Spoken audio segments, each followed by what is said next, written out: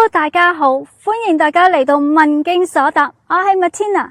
試探三部曲第一節，試探開戰，耶穌禁食40日，仲要面對撒旦嘅挑機。如果你啱啱決定做好一件事，結果即刻有阻滯，你會點？決定減肥，朋友即刻約你去放題，定係準備專心讀書？ Netflix 彈出你可能中意嘅片，定係新年有願望唔好再衝動買嘢啦，突然閃購特價90% off。耶穌都試過，但誇張100倍。聖靈隨即催他到曠野去，他在曠野40天受撒旦的試探，並與野獸同在一處。馬可福音1章12到13節等等。佢係神個仔，唔係應該開始去偉大嘅事工嘅咩？點解一出場就直奔去曠野求生啊？曠野嘅試煉係神嘅計劃啊，定係撒旦嘅陷阱啊？如果你啱啱拎到一個超勁嘅 offer， 你會點？ A. 開心慶祝，去旅行散心。 B. 直接參加生存嘅大考驗。但耶穌揀咗 B， 40日冇嘢食，冇人支持，仲要單挑撒旦。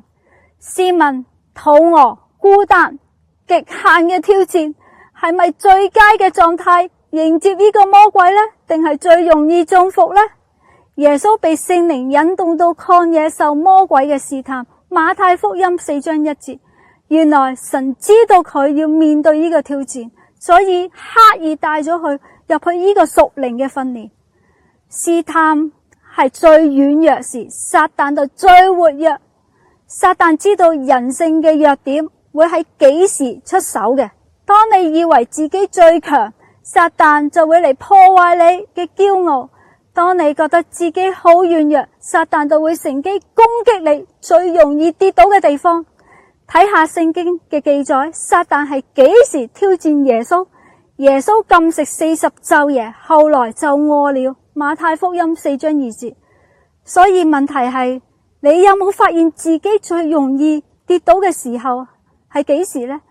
喺情緒低落嘅時候就好容易發脾氣，喺壓力爆煲嘅時候就好容易衝動決定一啲嘅嘢，定係孤單無聊嘅時候就會睇啲唔應該睇嘅嘢。撒旦係唔會喺你最強嘅時候出手，而係喺你最弱嗰時趁虛而入嘅。生活應用，當你面對試探，你會點應對呢？耶穌就俾咗我哋一個最佳嘅示範。等緊第2節拆解佢點樣應付撒旦。但今日試諗一諗，你最近有冇遇過啲咩試探呢？